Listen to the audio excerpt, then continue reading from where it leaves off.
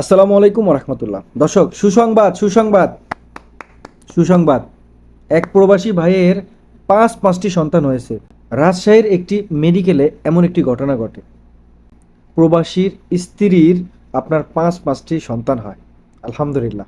আসলে আমরা শুধুমাত্র এইভাবে একটি ঘটনাই দেখি না, এইভাবে আরও হাজারো ঘটনা রয়েছে। আল্লাহ সুবহানাহু ওয়া তাআলা তাদেরকে দান করেছেন। কতটা ভাগ্যবান দেখুন। একটু চিন্তা করে দেখুন, একজন নয়, দুইজন নয়, পাঁচজন সন্তান।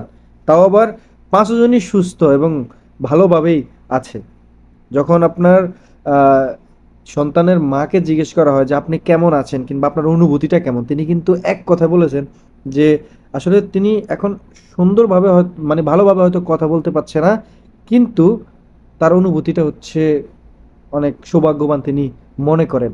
এর পাশাপাশি ওখানে যারা কর্মরত ছিলেন, বিশেষ করে ডাক্তার সাহেব, তারাও আসলে সন্তুষ্ট, খুশি যে এইভাবে তারা সাকসেসফুলভাবে একটি কাজ সফল করতে পেরেছেন।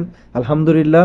তবে সব কয়টি সন্তানই তারা সুস্থ আছে এবং ভালো আছে, এমনটাই প্রকাশ করেছেন তারাও।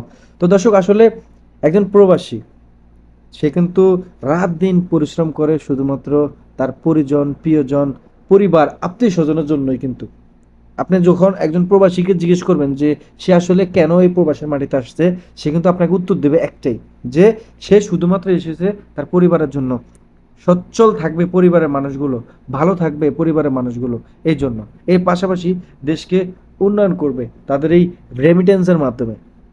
দর্শক, তাদের এই পরিশ্রমের ফলটা যখন ভালো হয়, সুফল হয়, তখন তারা আসলে খুশি থাকে।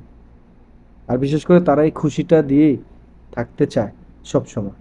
দেখ, শুভকামনা রইলো তাদের এই দাম্পত্য জীবনের জন্য, শুভকামনা রইলো মা সন্তান সবার জন্য।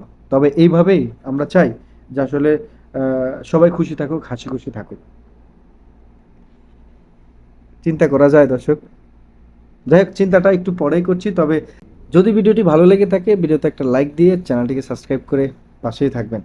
এবার আসুন আমরা একটু চিন্তা করে দেখি।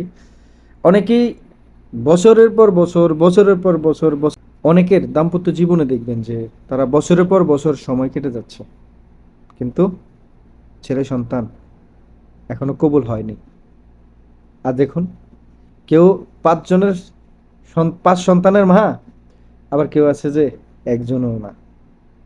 হ্যাঁ, যাদের নেই তাদেরকে শুধু এতটুকুই বলবো, আপনারা ধৈর্য ধরুন। আল্লাহ সুবহানাহু ওয়া তাআলা আপনাদেরকে ধৈর্য ধরার তৌফিক দান করুক। আপনারা আল্লাহর কাছে চান, ইনশাআল্লাহ ইনশাআল্লাহ ইনশাআল্লাহ আপনারা সুসংবাদটা খুব শীঘ্রই পেয়ে যাবেন।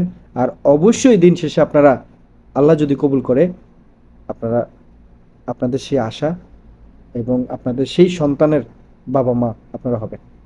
ভালো থাকবেন, সুস্থ থাকবেন। যদি ভিডিওটি ভালো লাগে, ভিডিওটা শেয়ার করবেন। আর যারা ফেসবুক পেজ থেকে দেখে থাকছেন, অবশ্যই পেজে একটা লাইক দিয়ে ফলো করে রাখবেন। ইনশাআল্লাহ দেখা হচ্ছে নতুন একটা ভিডিও।